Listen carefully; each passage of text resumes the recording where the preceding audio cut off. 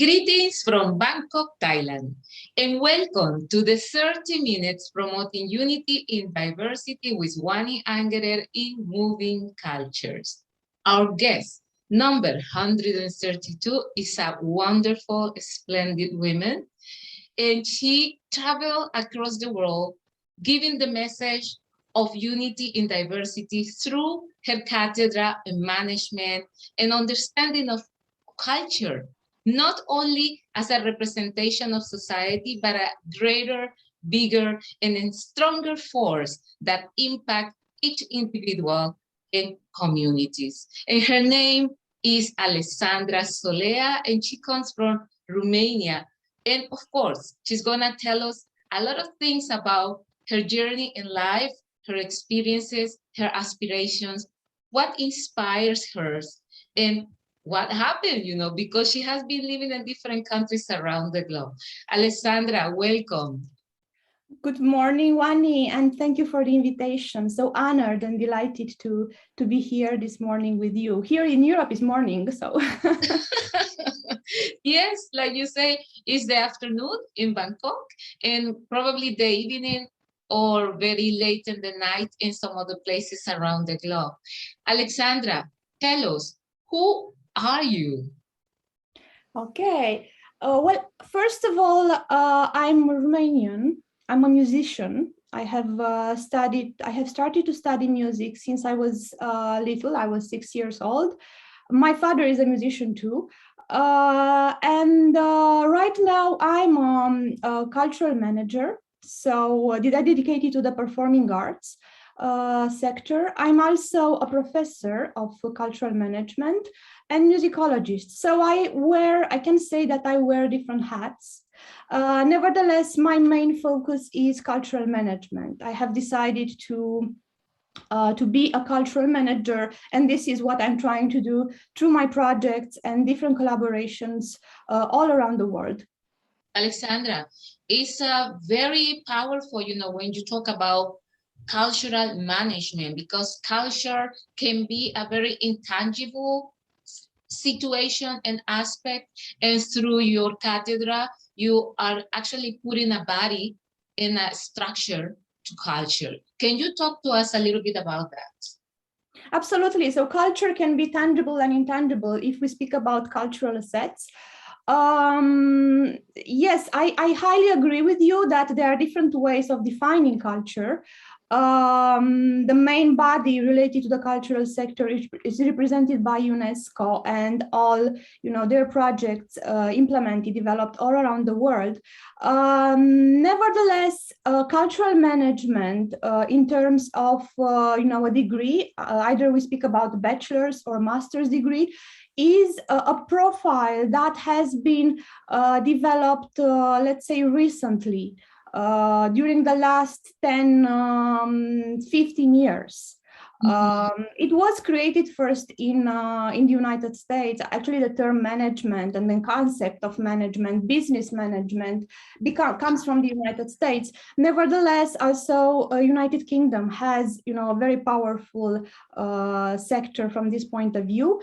While the rest of Europe has recently started to develop this type of programs, because you have asked me about the master's degree. And I think it's highly important, because what we are doing, what I'm trying to do is to help to develop the next generation of cultural managers, because we need not only the passion, but we also need the training.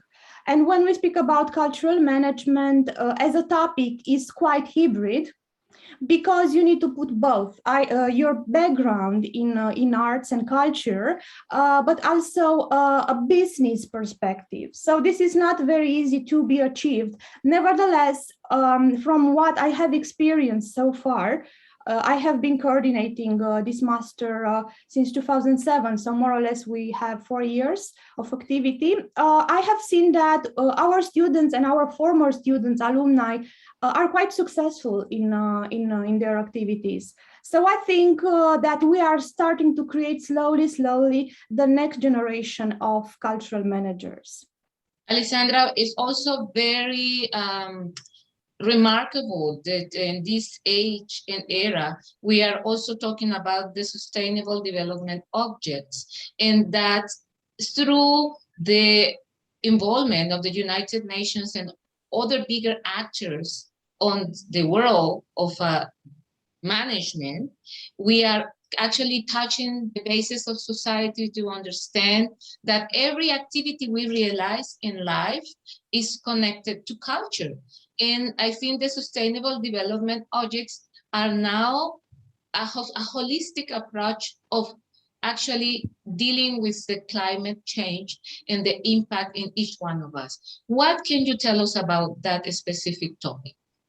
Absolutely. So I think that culture and cultural projects address different sectors in our communities. So we have a cultural perspective, first of all, but we also have a social perspective. We also have a political perspective, and we also have to take into consideration an environmental perspective.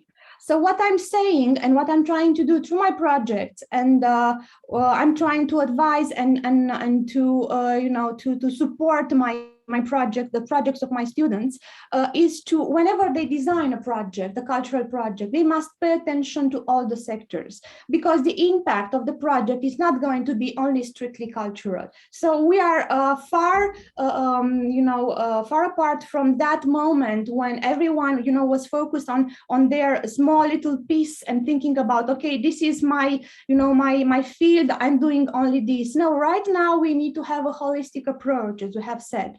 We must be aware of the impact our actions as human beings, but also our actions as professionals have all around us towards our community. That is a highly important aspect we need to take into consideration. The environmental aspect, right now everyone should be aware of this aspect. And I have actually, I cannot speak so much about this topic, but I have some students developing and working on projects that are going to have quite a big environmental impact, and I'm highly sustaining them, supporting them in their approach.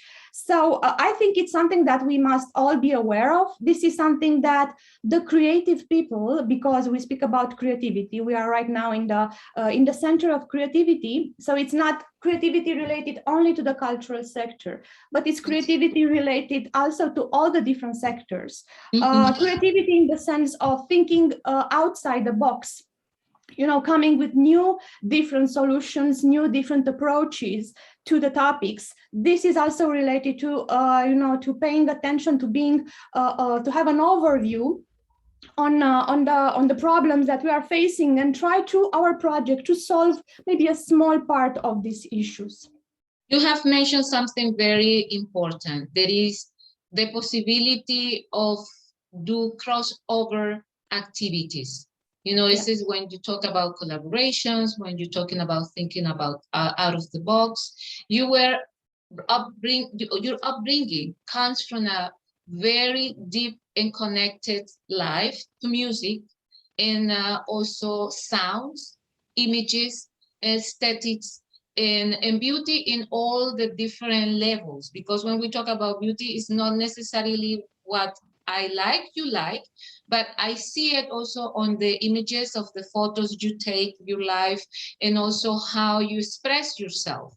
I'm going to come now with some images that I got, and also, let's see, here we go. Starting with the Global Leaders Program, Alexandra. Yes. That you know very well. I was so happy to be able to travel again. So this was one of my trips during this summer to Poland, to Bielsko-Biała. And it was amazing. It was such an international environment, and we have learned so many things from each other. It was a wonderful moment, a wonderful collaboration. I have been invited to attend this residence as a mentor. And I have interacted and worked with young cultural managers from different parts of the world. It was great, absolutely great. And this is when we talk about exchange of knowledge and all the skills that you have created from your childhood till today. You have understood the power of communication farther than only speaking. It's like everything that is related to a greater thinking. talk to me about Global Leaders Program and the impact in the management of culture at that level. Okay, so I have met the Global Leaders Program. I have been invited to attend some of their activities starting from this year, 2021.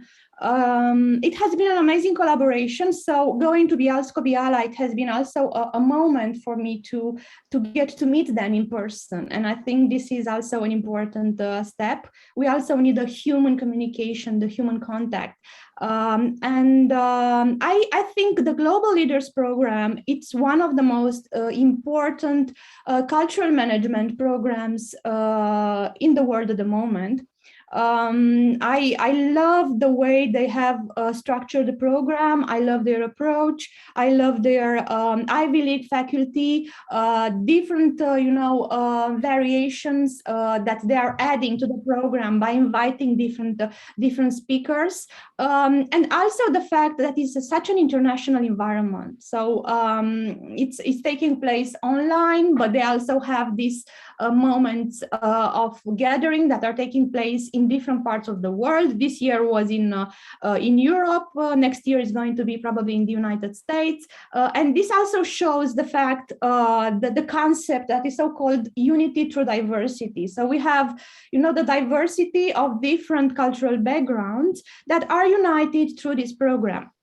Mm-hmm. Okay, so I have a next photo here. Here you are in the conference. Pedro. Yeah, with Pedro. With Pedro, and you can see Mark behind. Yes.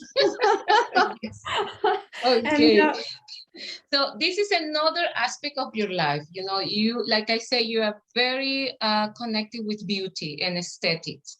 I know that you had a photo session, in recently, and this is one of the images. What can you tell us about this specific project? Well, yes, the photographer is an incredible person. His name is, I would like to name him because he's amazing. I very much admire him. His name is Marius Baragan. Marius Baragan, he is one of the most important Romanian photographers. I needed, actually, it was, of course, I needed to refresh a little bit my professional photos, even if he has captured different types of images of me. But of course, we are living in a virtual, let's say, digital world, also a digital world. So the idea was, is also to have this presence online that we all need. I'm always saying that if you don't exist in the virtual world, you don't exist actually, because this is also a way we live in an international world.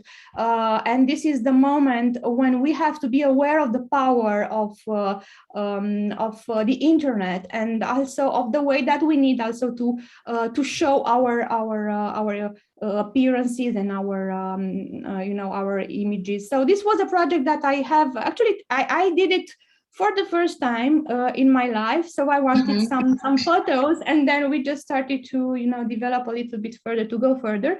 But I have enjoyed this very much.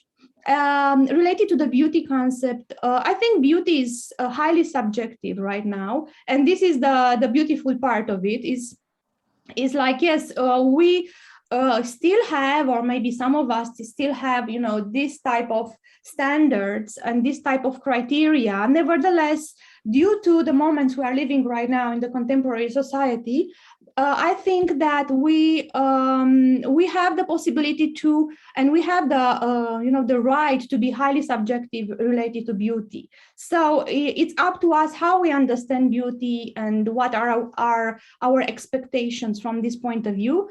I think I like very much, arts, coming from the arts and cultural sector as a musician, but I very much admire the visual arts. So I'm quite attracted by, the colors, the images, the geometrical shapes. Probably, you can say that I am a neoclassical, because I like to take my models and my images from the classical moment, when everything was actually, from the mathematical point of view, somehow, try to be more or less perfect in terms of numbers.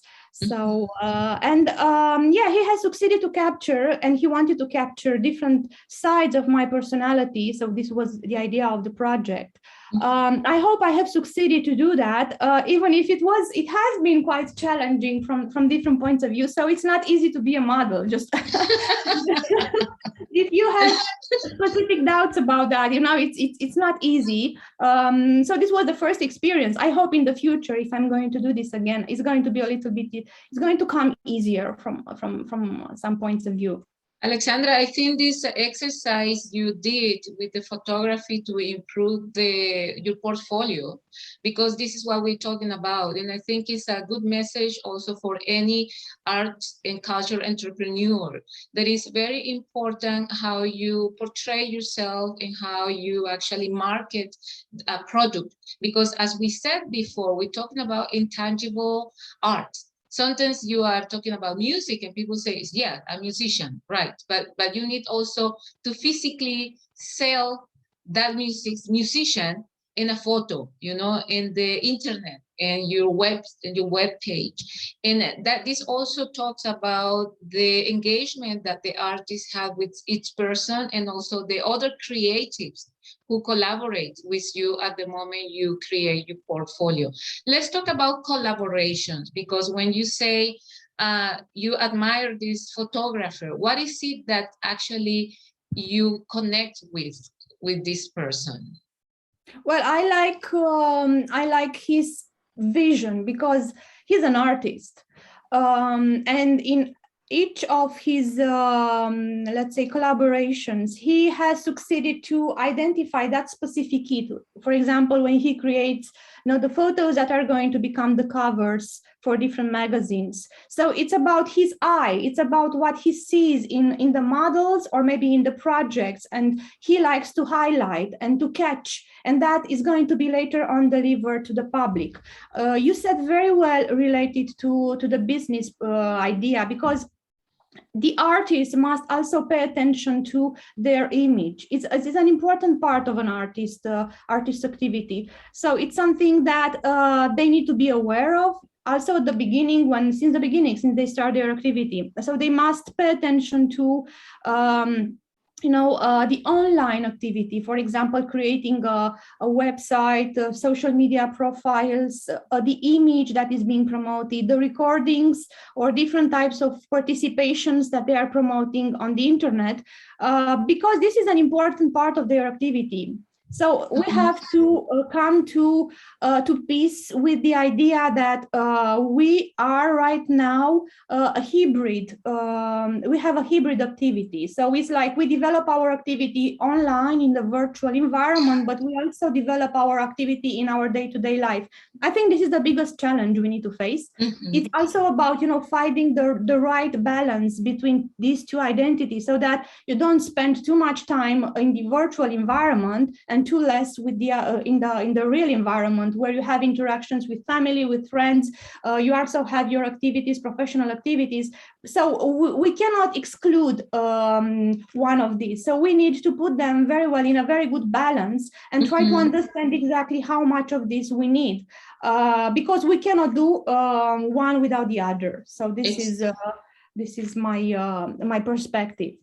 Yeah, and it's also important to notice that for the last 10 years, jobs headhunters has been checking on potential staff through social media.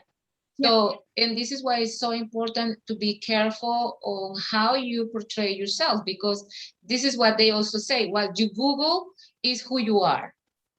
Yeah, and so this is actually mentioned, that what you're searching for on the internet, what you're posting on the internet, at the moment the headhunter is doing an evaluation on a potential staff, that's what they put a lot of attention. What do you think about that? Absolutely. So I think that for the artistic sector, it's a little bit, let's say, easier, because we have, specific licenses, and we can afford to be a little bit crazy, and we can afford to have our perspective, because the artists are the artists. Nevertheless, I highly agree with you, and this is something that has happened many times in the past. The headhunters, but also the human resources offices from different companies, if we have to refer to the so-called, serious activities, like the business environment or different types of companies. Yes, they are searching the social media profiles of their employees because they try to understand a little bit more the character, the personality of the next employees. Because one, when you have the curriculum that is perfect, very well, you have created that, so you have highlighted the most important aspects of your personality. Then of course you have the interview where but you are not going to get to know that person very well through an interview. So what they want to do is also to create a psychological profile of the various candidates and try to see exactly how they are in their real life, because they don't want to have some surprises from this point of view. Nevertheless, I also think that some people like to exaggerate when they are dealing with their online profile, because they want to seem as they are not actually. So what I'm trying to say is that whenever you have to, because we all have social media accounts and we all have this type of profiles, so we have to pay attention to what we are actually posting on these profiles, and try to be aware of the fact that these things are going to be seen by all the other people, and of course they are going to create a sort of a profile of ourselves, and sometimes it might not be favorable to us or to our professional intentions. So this is an important aspect. I think this is why I'm saying it needs to be very well balanced, and it needs to be understood. It's like, why do I need a social media profile? Why do I need a Facebook profile or an Instagram profile? Okay, so I need it, to help me, maybe just to keep it for myself, and this means that I'm just going to post photos for friends and family, or maybe I also need something a little bit more professional. So I'm going to post activities and things that I'm developing, so that people become aware of me and of my activities, my professional activities. I think we have to, keep an eye on this, to be aware of what we are doing. And from regards to this, I think the younger generations are more know-how and more aware respect to us, because they were born and they have started to learn these things since they were little, and they have this type of understanding of the needs and the way to use the social media and also the internet. While for us, it's like, we are some children, sort of a children that are trying to play a little bit with these instruments, but it's not that we can do anything we want to, or say anything we want to on this account. So we must be reserved from many points of view, and we must pay attention to what we are publishing, because those elements should reflect our personality and what we want to highlight from our personality and our professional activity. Yes, Alexandra, you are absolutely right. And now we're going to go back to perspectives. And also with here in this space where you are in a mentoring session, right? Yeah. What can you tell us about the power of mentoring and become a role model? Because that's exactly what we are now getting into when we talk about our image. How you can become a role model? Well, I have, this was taken also at the Alscobiala. That was a moment we attended a workshop. That was quite an interesting workshop with members, cohort members, and mentors, and also special guests. Related to the role model, I think I like to be more like a friend of my students. I don't like the traditional approach where you have the professor somewhere very high, sitting on a sort of a pedestal, and the rest of the students somewhere down. I think that I like the collaboration. So I like more the traditional American type of approach in teaching. That means I very much like to push the boundaries of my students and try to get from them many feedbacks. I also like to get from them knowledge, information, experiences from their past, and also to build my lectures, but also, for example, when we deal with a workshop, to build everything on their background. So this also means that it's a continuous and direct type of approach. It's not passive, but it's quite active from many points of view. I think I became a role model, even if I don't like very much this term. Sorry for that. It's like, because it makes me think about, okay, I am just perfect, I am amazing, and all the others, just want to admire me. No, it's not at all like that. I'm a human being. I have so many flaws, but I also have qualities. I'm trying to learn many things from my students. So I like to see it not on the vertical, but on the horizontal. I like that type of contact. And the continuous exchange, because what I like from in the field of teaching, and this is something I have discovered while teaching, is the passion of my students. But also, all the information, the energy, the interaction that I have with them. It also motivates and helps me also open new perspectives. What I also like to teach to my students, but also in different types of collaboration when I interact with cultural managers, is to think outside the box. To be as creative as possible, because they can afford that. I mean, the artists, the people working in the cultural sector should and must be highly creative. They have this potential, and they also have this freedom. Maybe in other sectors, it's a little bit more difficult to be highly creative, because you need to respect specific standards and specific limits. Nevertheless, in this sector, we can be as creative as we can. And even the craziest ideas, and there are so many examples in the business world today, have transformed into successful businesses and started by very young people.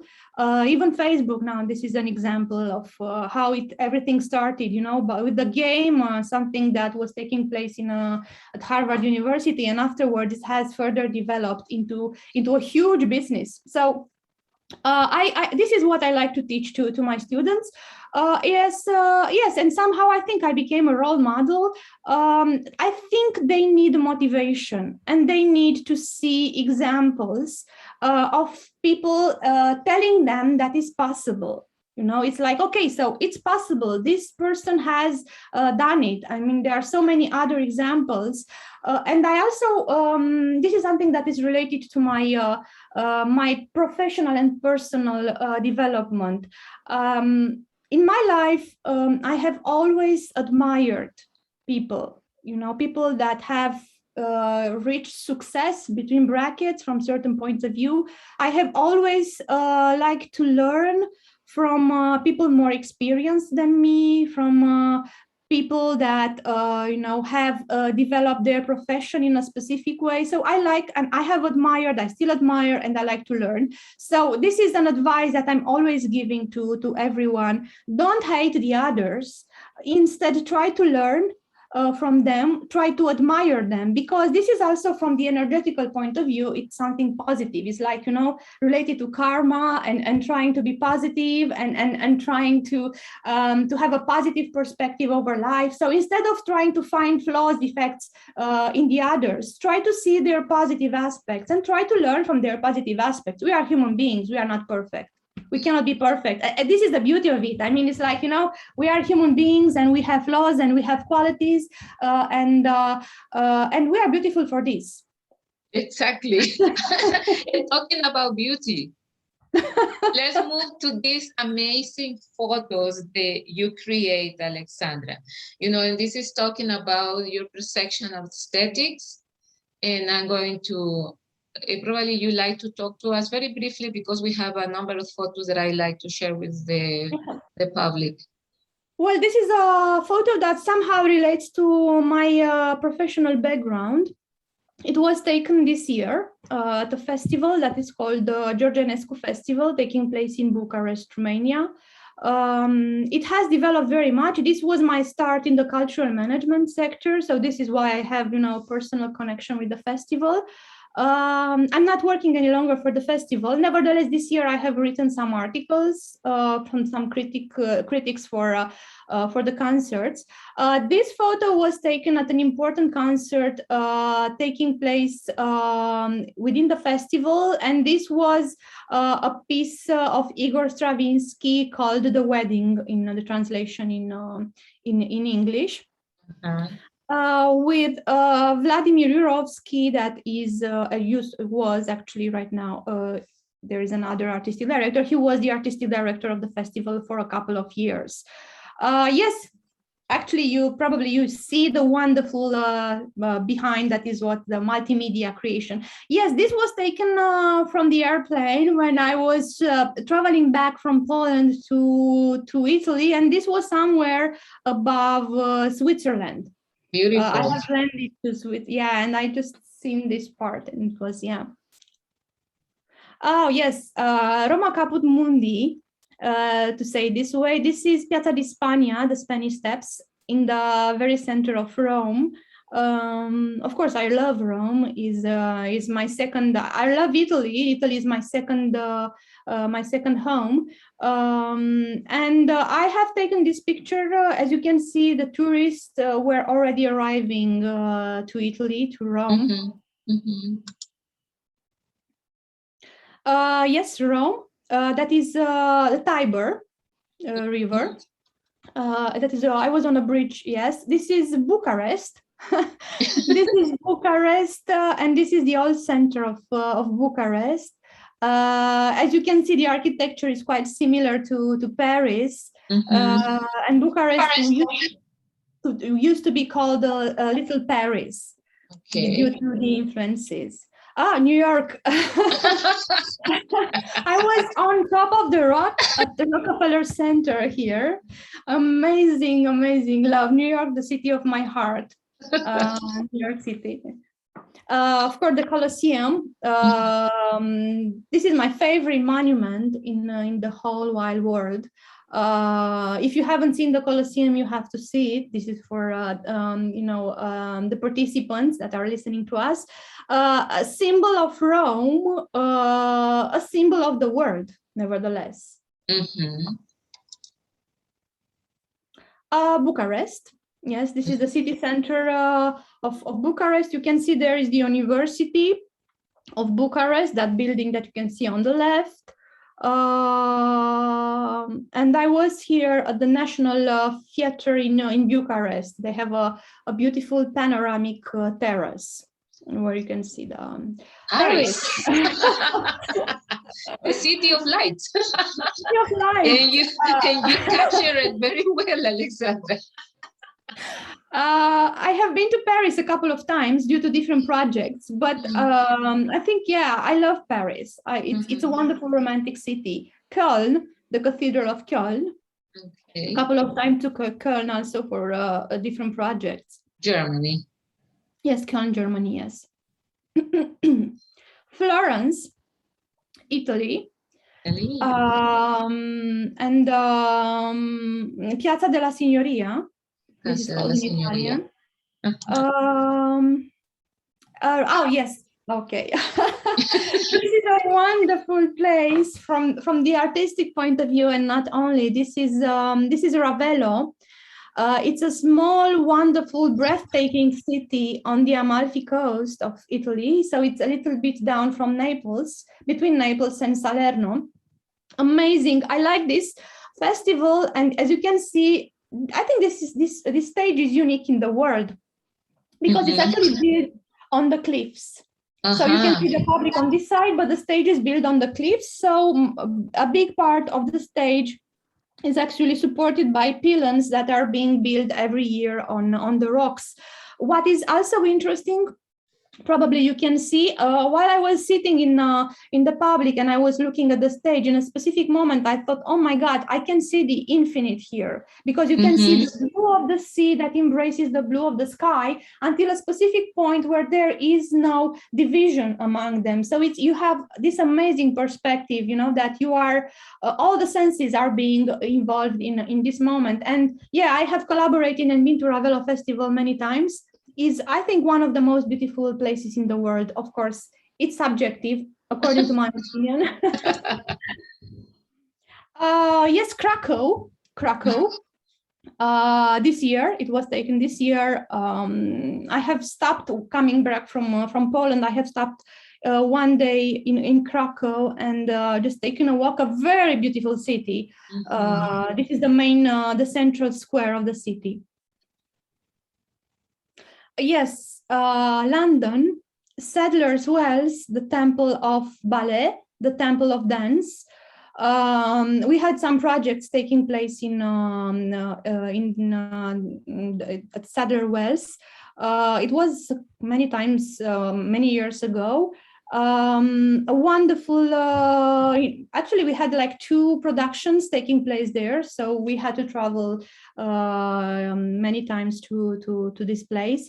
A wonderful experience with wonderful artists. It was part of a tour that I have been involved in organizing through Europe, touching different parts of Europe, London, Paris, Brussels, Rome, Venice. Fantastic. This is Paris. This is Paris. I was in the Tour Eiffel. I would just pronounce this in the French way, because I know if you said Eiffel Tower, it sounds terrible for the French. So it's La Tour Eiffel. And I had this perspective. I remember that. I think this was my first time to Paris, and I just wanted, you know, to catch a little bit the city. I always like to have this overview, this panoramic view on the city, because, you know, you have the big image of the city and see it. So yeah, this is Paris. Yeah, and the greater expansion, you know, and also the space. Wow, beautiful. What is this? This is Egypt. Okay. Are you in Aswan here? Yes, it was a small island. Uh-huh. It's called Orange Bay, the Orange Bay Island. All the other pictures are taken from, let's say, professional travels. And this was my holiday. I just I thought, like, okay, let's do something crazy. So this is Egypt, wonderful Egypt. It has, you know, just open up so many perspectives. The first time in Africa, actually. So okay. So do you manage to go to Abu Simbel? No. Okay, so you must, Alexandra. We have only been to Cairo. I mean, it was Hurghada, and then I think in total 8 hours trip to Cairo in the same day. Crazy trip by car in the middle of the desert. Just to stay like 2 hours in Cairo, but it was great. Love it. Fantastic. Okay. This is Pompeii. This is Pompeii. I remember I have been involved in different projects many years. I went to Pompeii. The project is developed by an important company that is called Destination Events in London, and it involves young musicians and exchanges from between United States and Europe. So this was one of the cultural trips included in the program to Pompeii. Berlin. Oh, okay. This is Berlin. I have been to Berlin a couple of times, the Brandenburg Gate, with different projects. I like Berlin, even if it's not. I think I'm more, you know, like, probably due to my experience so far, I'm more neo-Latin type of person. So I highly love Italy, absolutely. So my perspective over a city of arts is Italian. Nevertheless, Berlin is quite interesting, an international hub.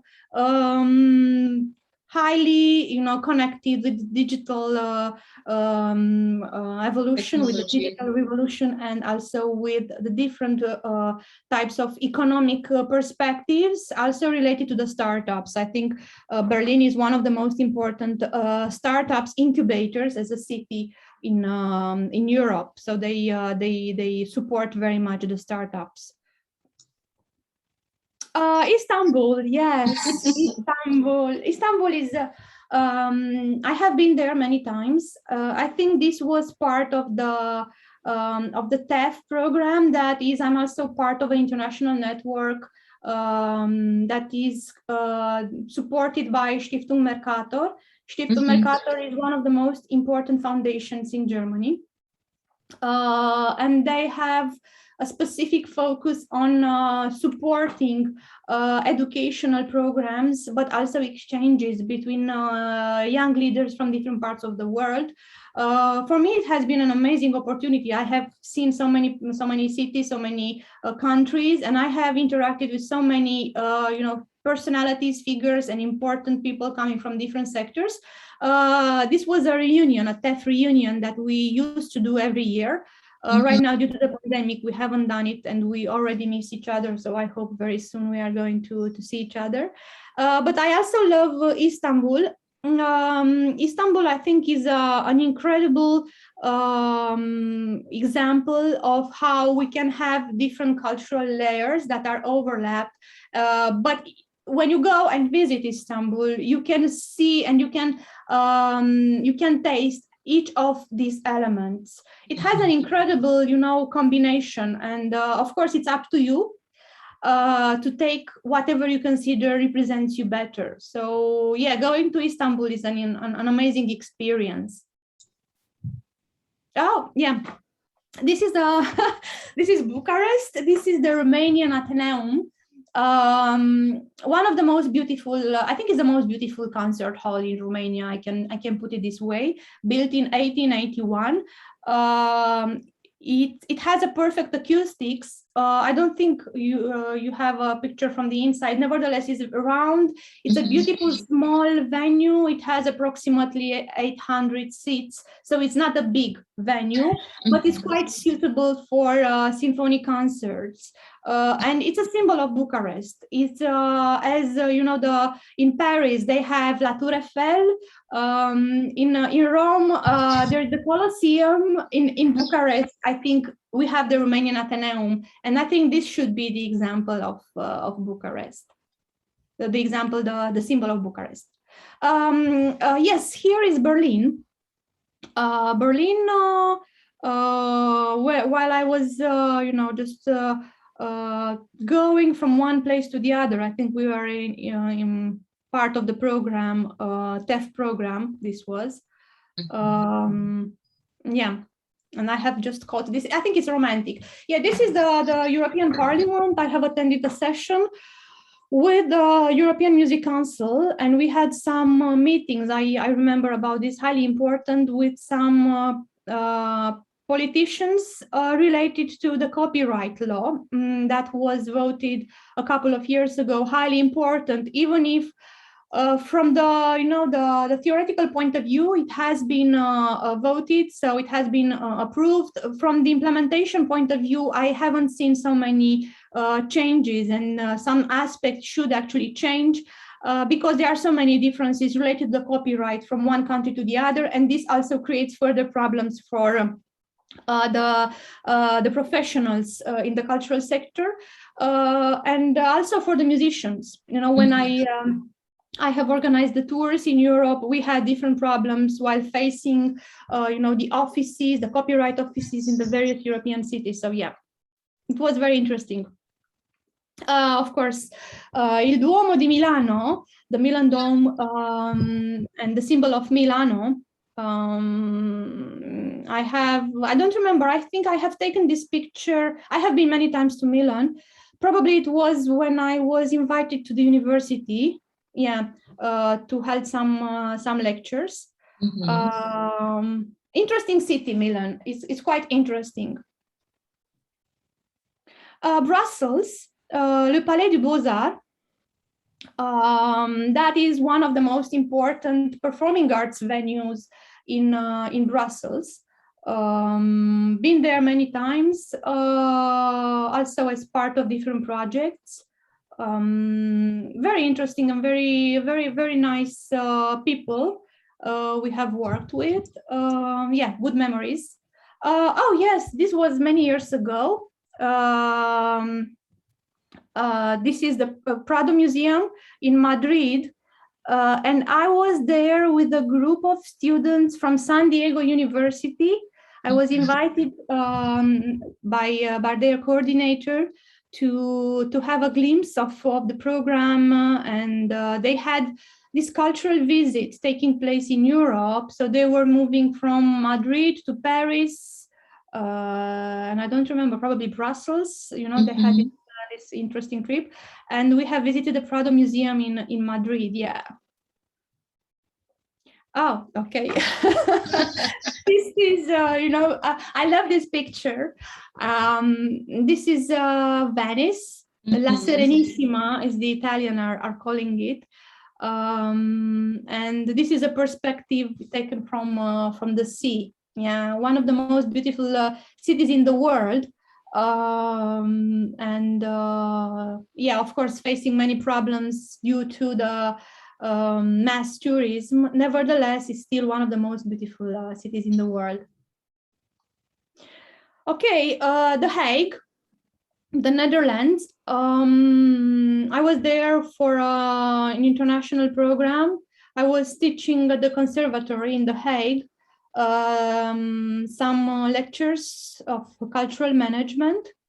Yeah, and this was taken in a very cold morning. Blue sky, very beautiful blue sky. Yeah, but so cold. Oh my God, it was so cold. Coming from Italy, it was like the inferno. This is New York. Yeah, I remember I was taking a cruise on the ferry. Water, yeah, with the ferry, and this was one of the images of New York. Yes, this is an inside of a small church in Paphos in Cyprus. I was there to attend the European Music Forum, and we have also taken the opportunity to travel and to visit a little bit the area. And we have entered. This is an image taken from a small church. An Orthodox church. What I like about, if we have to speak about religion, we have to make the comparison between, you know, the big Catholic churches and the small Orthodox churches. Well, right now they are not so small any longer. Nevertheless, this was something that I used to like. It was, you know, that small inside of a church where you don't lose yourself in so much, if we have to put it this way, beauty and works of art, because the idea is to, you know, actually, I think whenever you have to do an introspection, we need to find ourselves. So for me, these small, wonderful places represent an amazing opportunity to get in touch with myself, to find myself, you know, and this is what I love about the small Orthodox churches. Boston. Yeah, wonderful. Yeah, that was a great trip I took when I was in the United States. We went up to the last floor. That was a sort of a commercial center. And this is a nice perspective on the city. Shanghai. Yeah, Shanghai. Wow, that was a hell of a trip. It was like 14 hours by plane, I think. 14 hours by plane. I have attended Shanghai International Arts Performing Arts Festival. And as part of the European Federation of Festivals. And it was quite crazy because, you know, I had to change some flights. when I got there, it was early in the morning. I was so tired. Because when you travel towards east, probably you know, it's more exhausting than when you travel towards west, like Exactly. so I haven't slept at all during the trip. So when I reached Shanghai, I was so tired, and it was like, okay. So I was just, you know, on the taxi going from the airport to the city, because the airport is quite far away from the city. The city is huge, big, and I remember that in a specific moment it was cloudy and a lot of fog. I wasn't able to see anything, so I was thinking, oh my God, where am I? What's going on? Because I had no idea. You know, with the taxi driver, and I was, you know, just trying to stay awake. And then in a specific moment, I have started to see the old city. So it was like, wow, you know, that impact, cultural impact of another country. And this was taken, yes, that is the bound, you know, that area from where you can see the new, let's say, the new part of the city. I think these are the most, one of the most important, the highest buildings in the world. Yeah, that one that you can see on the right, it has like 300 floors or something, more than 300 floors. They are huge. Yeah. Yale University. Traveling to Yale, I did some researches in the library that you can see here, but also in another small library that is called the Beinecke Library. It was a beautiful experience. Yeah, Yale is unique. Nevertheless, is unique. You know, just having that experience and living there in the campus and walking in the campus and having that, you know, Yale real academic experience. Absolutely, yeah. And this is our last image. This is powerful image. This is Auschwitz. It was, you know, heartbreaking. It was quite tough, the visit to Auschwitz. We did it. It was also a part of the residence program that I have attended in Bielsko-Biała in Poland with the JLP. But I think I wanted to see this very, very much. It shows exactly what the human beings are capable of if we don't pay attention to the extremism, if we don't pay attention to the deviations, if we don't think, you know, further about our actions, where and what we can do. So this is full of horror, nevertheless, but I think we need to do these visits because it's like, you know, we keep in touch with what we did wrong and what we can, you know, still continue to do the same type of mistakes right now that we speak about politics and the nationalism and extremism taking place in different parts of the world. So it's you know, it's an example of what we have to pay attention to, not to repeat in the future. So this is why it is important, yeah. Alexandra, I think that's a very powerful image, the one we just presented about Auschwitz, and also the message you are delivering that is actually connected to the end of our conversation today. What message will you bring to the new generations in society about diversity, inclusion, and also creating a more equitable and more peaceful world?